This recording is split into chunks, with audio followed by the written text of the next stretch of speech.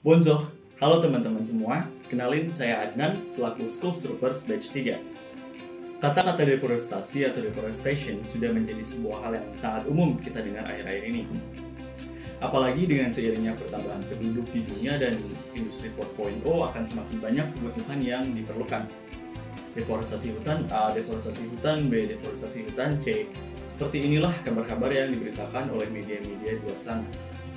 Namun, apakah kalian sudah mengerti apa itu deforestasi, mengapa hal ini bisa terjadi, dan apa dampaknya bagi kehidupan manusia? Ayo kita simak.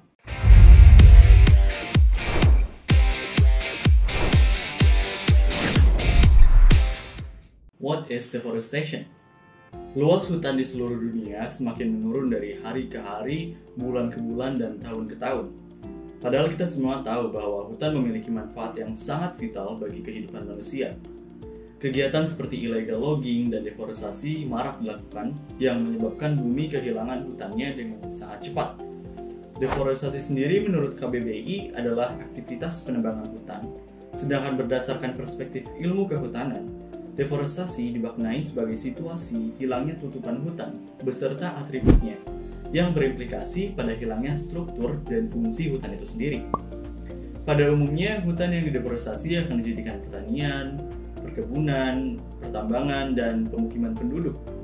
Sekretariat Konvensi Kerangka Kerja PBB tentang Perubahan Iklim atau United Nations Framework Convention on Climate Change menyatakan bahwa penyebab utama deforestasi adalah yakni pertanian.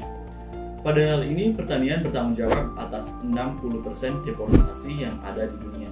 Globalisasi dan perkembangan industri juga mempunyai peranan yang besar dalam pelaksanaan deforestasi. Tercatat bahwa penurunan angka luas hutan pada tahun 2000 hingga 2022 memiliki total yang lebih besar daripada tahun 1900 hingga 1999. Indonesia sendiri pada tahun 2000 hingga 2022 memiliki penurunan luas hutan primer kurang lebih sebesar 10 juta hektar. Kenaikan kebutuhan masyarakat akan berbanding lurus dengan pertumbuhan penduduk, yang artinya semakin banyak penduduk yang ada, maka kebutuhan dasar ikut meningkat. Peningkatan kebutuhan akhirnya memaksa negara atau masyarakat untuk membuka lahan baru untuk keperluan orang banyak.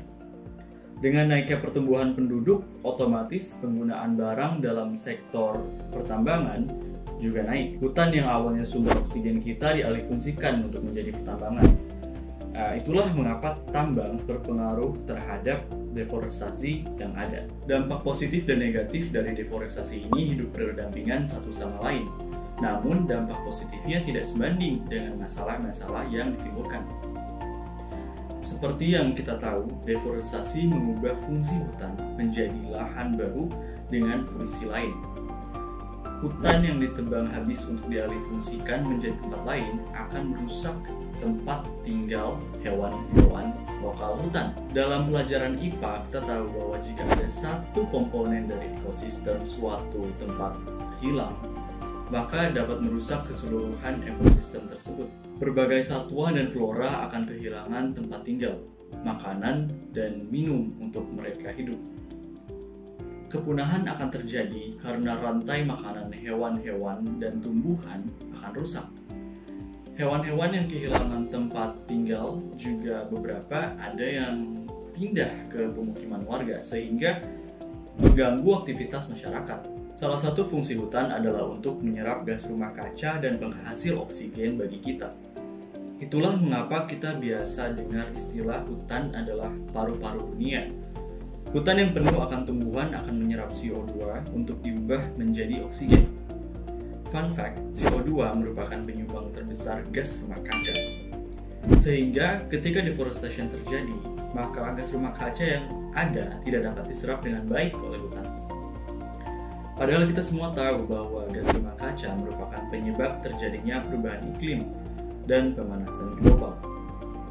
Ketika deforestasi dilakukan secara massal, maka akan terjadi peningkatan suhu bumi secara drastis dan iklim bumi akan mengalami perubahan yang sangat ekstrim. Deforestasi ini akan sangat mengganggu jalannya siklus air. Fungsi hutan yang selanjutnya adalah sebagai daerah untuk resapan air. Seharusnya air hujan yang turun ke bumi akan diserap oleh tanah dan pohon-pohon yang berfungsi untuk mengurangi polutan pada air. Sedangkan deforestasi ini mengharuskan untuk menebang pohon untuk diubah fungsinya. Dampak kecil hingga besar dapat disebabkan dari terganggunya siklus air, kekurangan air untuk kebutuhan rumah, hingga banjir bandang misalnya. Melihat deforestasi secara besar-besaran yang sedang terjadi sekarang, masa depan umat manusia akan menjadi sangat buruk. Mungkin bagi kita sekarang dampaknya tidak begitu terasa, namun nanti 10 tahun ke depan, krisis air bersih akan menjadi salah satu masalah yang akan dihadapi. Air bersih akan menjadi barang langka yang akan susah didapat oleh manusia. Jika deforestasi terus dilakukan, maka yang akan terjadi di masa depan adalah anak cucu kita tidak semudah kita untuk mencari air bersih. Air untuk minum akan menjadi mahal, akan banyak orang yang meninggal karena kekurangan air. Di masa depan akan banyak spesies dari hewan dan tumbuhan yang akan punah pula. Seperti yang kita ketahui bahwa hutan adalah tempat tinggal dari berbagai macam hewan dan tumbuhan. Anak cucu kita nantinya tidak bisa menikmati keindahan dan keunikan yang ada di dunia karena tempat tinggal hewan dan tumbuhan itu sudah hilang. Berkat emisi gas rumah kaca yang berlebihan, di masa depan lapisan ozon yang ada untuk melindungi bumi bisa bolong, sehingga radiasi yang masuk ke bumi itu berlebihan. Radiasi matahari membawa sinar UV yang dampaknya buruk bagi manusia karena jika sinar UV diterima tubuh berlebihan dapat memicu kanker kulit dan berbagai macam penyakit lainnya. Menurut saya, solusi dan langkah tepat adalah pemerintah dengan penuh kesadaran dan kepedulian untuk ikut melindungi, mengawetkan, dan memanfaatkan secara lestari sumber daya alam hayati beserta ekosistemnya sesuai dengan prinsip Undang-Undang Konservasi Hayati Nomor 5 Tahun 1990. Data Direktorat Jenderal Teknologi Kehutanan dan Tata Lingkungan atau PKTL menunjukkan bahwa tren deforestasi Indonesia relatif lebih rendah dan cenderung stabil saat pandemi COVID-19 berlangsung, mulai dari tahun 2020 hingga 2022. Tren positif seperti ini harus dipertahankan pemerintah Indonesia. Jangan sampai angka deforestasi di Indonesia meningkat kembali. Melihat dampak positif yang diberikan dari pengurangan tingkat deforestasi bagi masyarakat, sudah sepatutnya pemerintah terus melanjutkannya.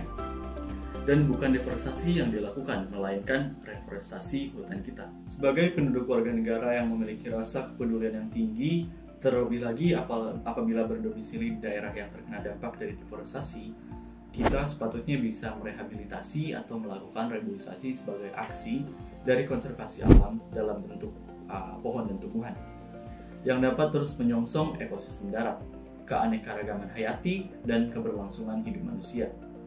Sebagai anak muda, kita harus ikut mensosialisasikan segala hal yang berhubungan dengan deforestation, mulai dari teman terdekat hingga ke masyarakat luas, karena our acts matter. Mulailah dari hal kecil seperti merawat pohon-pohon dan lahan dengan baik, hingga melakukan kembali reboisasi hutan dan melakukan pengawasan dengan baik. Dan pastinya terus mendesak pemerintah atau institusi agar dapat menunjukkan aksi nyata dalam penanggulangan deforestasi di Indonesia ini. Teman-teman, itulah bahasan deforestation atau deforestasi di Indonesia dan juga dampak-dampaknya yang dibahas dalam beberapa aspek. Terima kasih dan au revoir.